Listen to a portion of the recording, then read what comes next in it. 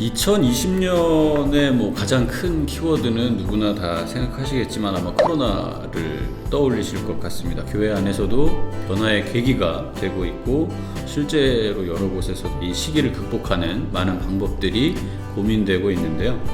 오늘은 그 중에서도 미사 참여율 97%라는 놀라운 모습을 보여준 곳이 있어서 주인공을 모시고 그 이유 그리고 그 설명을 좀 들어보도록 하겠습니다. 대전교구의 우리 김재덕 베드로 신부님 모셨습니다. 안녕하십니까? 안녕하세요. 안녕하세요, 형님. 안녕하세요. 환영합니다. 반갑습니다. 반갑습니다. 저희 여한채 그 구독자분들에게 간단하게 자기소개 한번 부탁드릴게요. 안녕하세요. 저는 대전교구 김재덕 베드로라고 합니다. 만나서 반갑습니다. 네. 요즘 코로나 시기인데 예. 지금 어떻게 지내고 계십니까? 답답하게 지내고 있습니다. 아까 밑에서 답답형으로 얘기하신다니 진짜 답답형으로 얘기하시네. 촬영을 빨리 끝내주시겠다고 하셨는데 정말 빨리 끝날 것 같습니다. 저희가 알고 있기로 신부님이 이제 그 유학 다녀오신 걸로 긴 시간 유학을 이렇게 다녀오신 걸로 알고 있는데요. 유학 마치고 딱 첫 본당에 부임하셨을 때 그때 기분이 어떠셨습니까? 그때는 정말로 하나님께서 그동안 고생한 거에 대한 보상을 다 해주시는 나를 정말 사랑하시는구나. 본당 주임 신부님으로 발령된 게. 그래갖고 얼마나 기뻤는지 모릅니다. 본당을 맡고 싶으셨었나요, 신부님? 저는 본당 신부가 되고 싶었습니다. 보통 교구 신부들은 본당 신부들 보장하죠. 그러면 이제 보좌 신부님 하시고 유학 생활 하시고 이제 들어오셔서 첫 본당 이제 주임 신부님을 처음 이제 발령을 받으셨으니까 이 포부가 좀 또 더군다나 지금 신부님 이제 본당 신부가 꿈이셨다고 하셨으니까 포부가 남다르셨을 것 같은데 사목 방향을 어떻게 잡으셨나요? 첫 본당의 사목 방향. 제가 성경을 공부해가지고 아는 거는 성경밖에 없고 어떡합니까? 그래서 어떻게 됐던 저희 본당 신자들 제가 임기 마쳤을 때 그때는 모든 신자들이 적어도 오늘 복음 말씀이 뭔지는 알게 만들어야겠다. 신자분들이 그날의 복음은 그러니까 오늘 예수님이 무슨 말씀하셨구나 이거는 알게 만들고 떠나야겠다. 그게 제 5년 동안의 사목 방향이었습니다. 지금도 그러면 지금도 똑같이 하고 있습니다. 그 저희가 듣기로 사목위원분들한테 특별히 부임하시면서 부탁한 게 있다고 하셨는데 그게 어떤 부탁이셨는지. 그게 처음에 이제 사목위원들 만나가지고 제가 그 얘기를 했어요.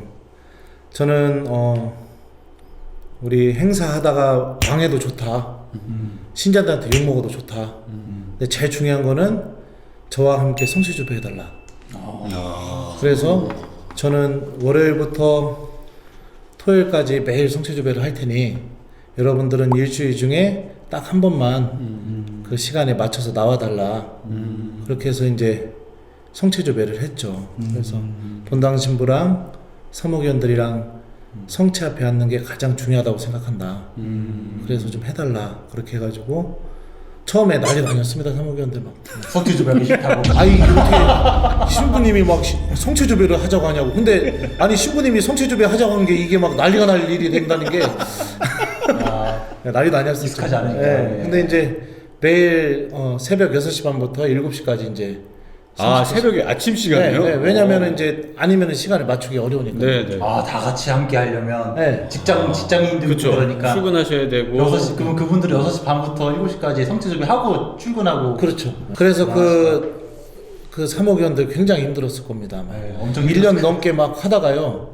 코로나가 터지는 바람에 그래서 이제 성취주배가 중단이 됐었죠. 사목위원분들은 살짝 감기시는 분들도 있으셨겠네요.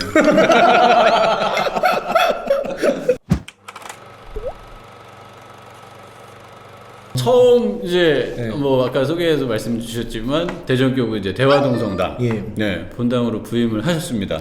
본당 분위기가 어떠셨나요? 처음에는 저희 본당이 굉장히 그 연령대가 많으셔요. 높으셔요. 그래서 이제 조금은 다른 본당에 비해서는 조금 활동적이거나 역동적인 그런 부분은 좀 적고 대부분은 이제 그냥 조용히 이렇게 신앙생활 하시려는 그런 분위기였죠. 근데 잔잔한 호수에 짱돌이 들어간 것처럼 이제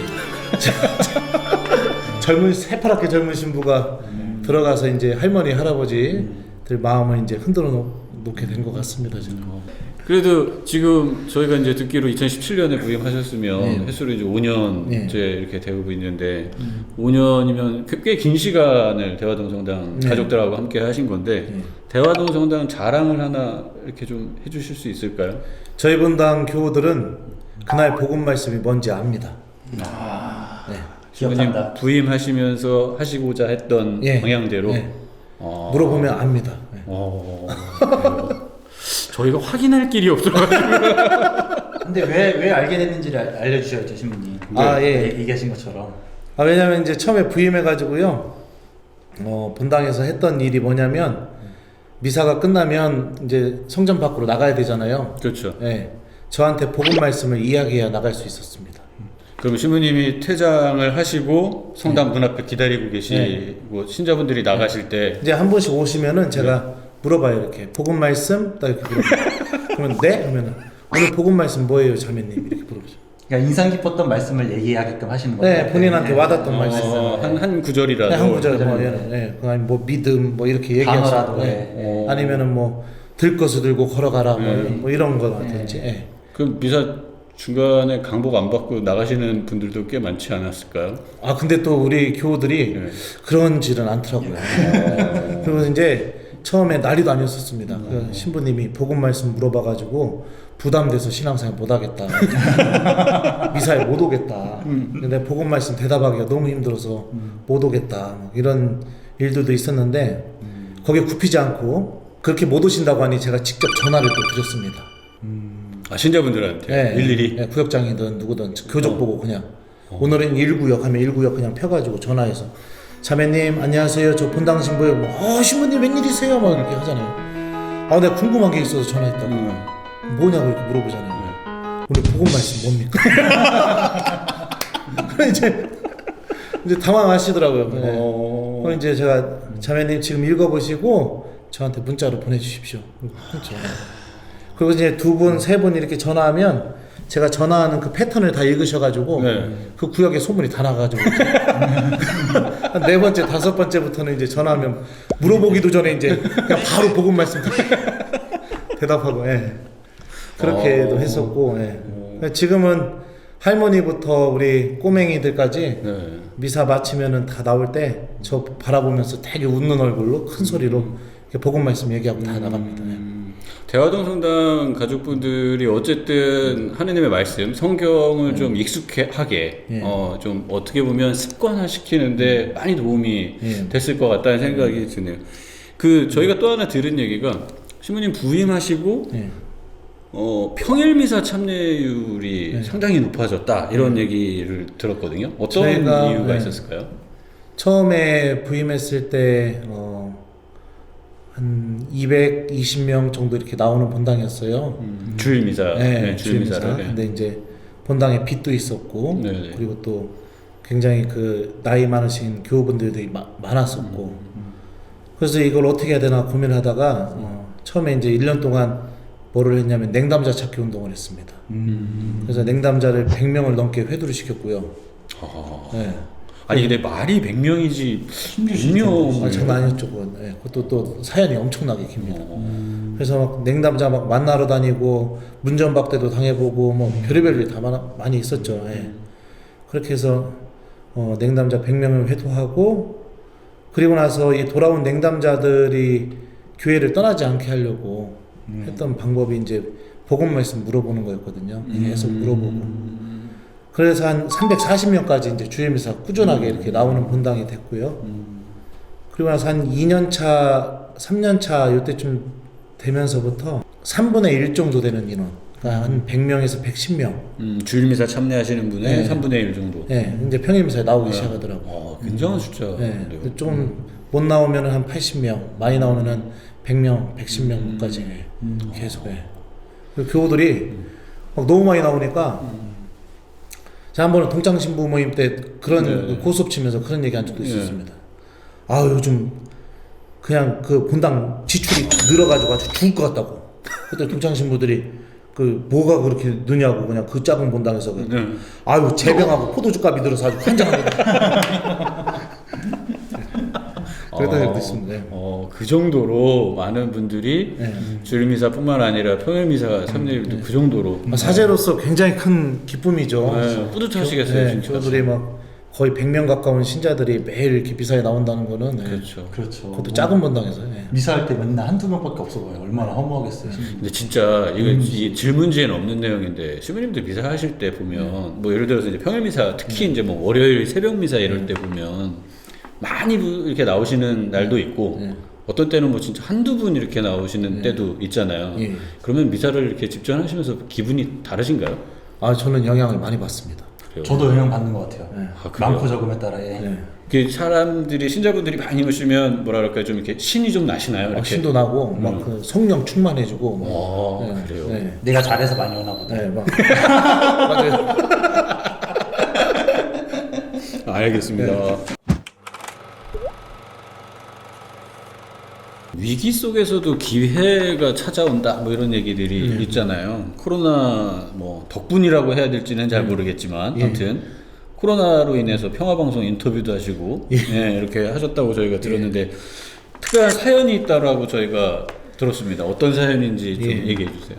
아니 제가 그 가톨릭 비타콘이라는 그 가톨릭 잡지에 작년 1년 동안 주일 복음해설을 썼었거든요.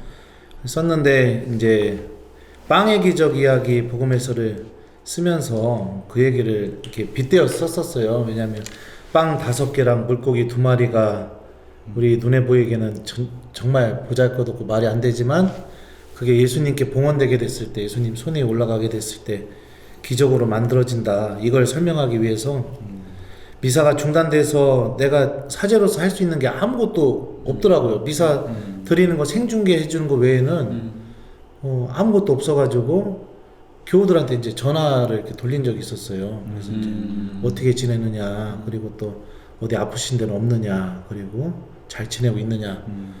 그리고 나서 그렇게 전화를 이렇게 전신자한테 이렇게 다 했었고, 그리고 나서 미사가 다시 재개가 됐는데, 신자들이 한 뭐 이렇게 주일 미사 340명 나오는 본당이니까요.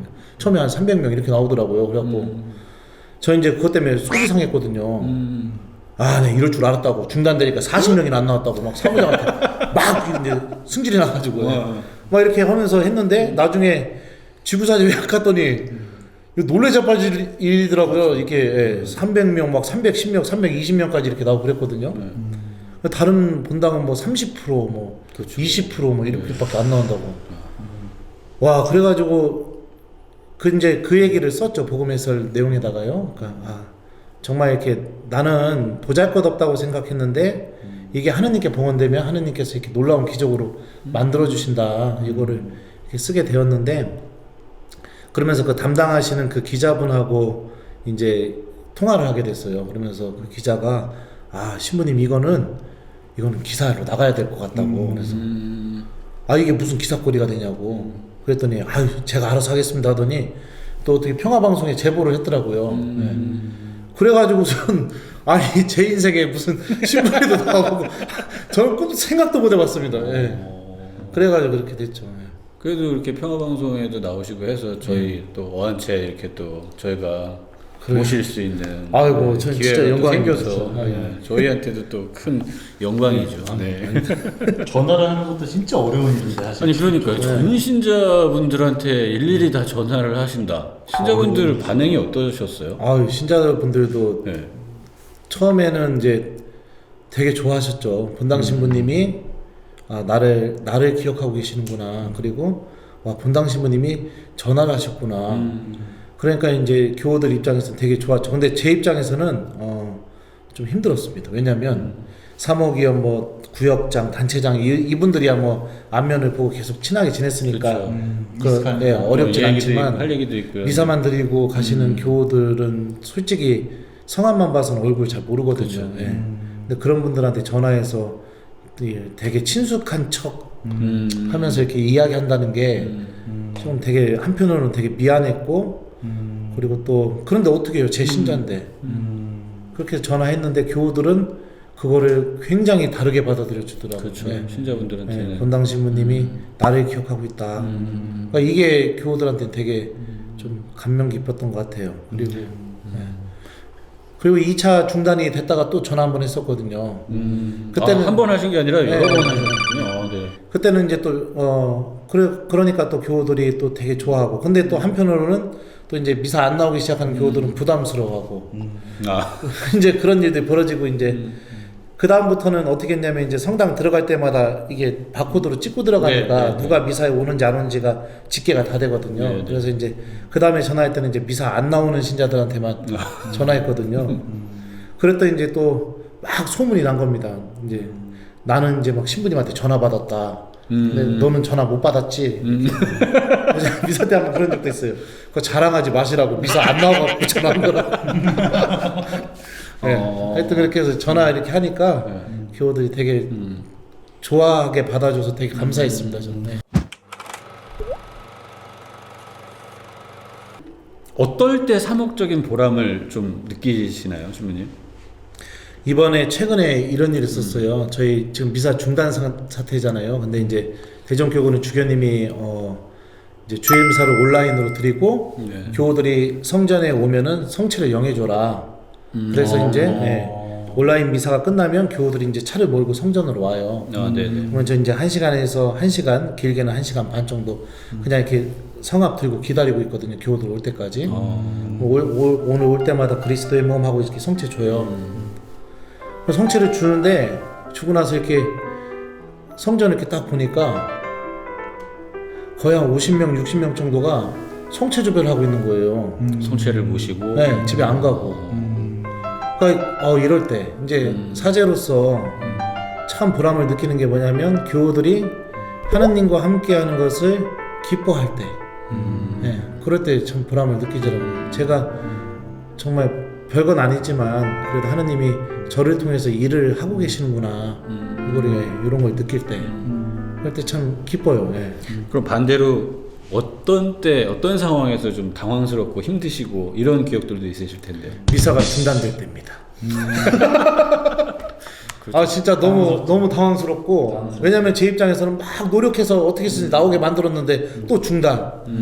그러면 이 중단됐다가 다시 이걸 회복하는데 엄청난 노력이 또 필요하거든요. 그렇게 해서 또 해놓으면은 또 중단. 이러니까 좀 그럴 때는 진짜 많이 지치고. 정말로 좀 시부님들 사이에서 진 빠지실 것 같아요. 네, 진 빠지. 노력하셨다가 이만큼 또 해놨는데 중단. 네. 이렇게 했는데 또 중단. 네, 그럴 때. 포기하실 수도 있겠어요, 진짜. 네, 그런 마음도 솔직히 들죠. 그렇죠. 그냥 이번에 그냥 넘어갈까 이런 마음도 들고. 솔직히. 다 미사 중단시키니까 그냥 가면 돼.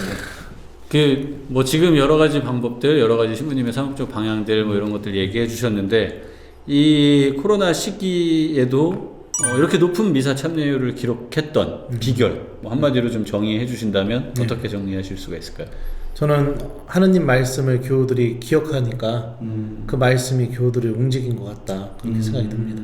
실제로 그 몇몇 교우들은 그런 얘기도 하셨어요. 그러니까 제가 했던 체험들, 그러니까 신부님 성전에 왔는데 갑자기 어제 복음 말씀 생각나가지고 앉아서 막 눈물 얼마나 흘렸는지 모른다고 막 이런 얘기도 해주고 하니까, 저는 모르겠습니다. 제가 이제 전화하는 거, 그 다음에 복음 말씀 기억하게 한 거, 그 다음에 또 이제 복음 해설 막 써가지고 이제 교우들한테 보내준 거, 뭐 이런 것밖에 없는데, 하여튼 저는 하느님 말씀이 교우들 붙잡았다, 저는 그렇게 생각합니다. 신부님의 근데 그런 사목 방식이 확실히 신자들한테 훈련을 많이 시켜주신 것 같아요. 신자들이 미사만 오면 최소한 내가 그래도 말씀 한 구절은 그렇죠. 기억하고 나가는 거 아니에요. 네.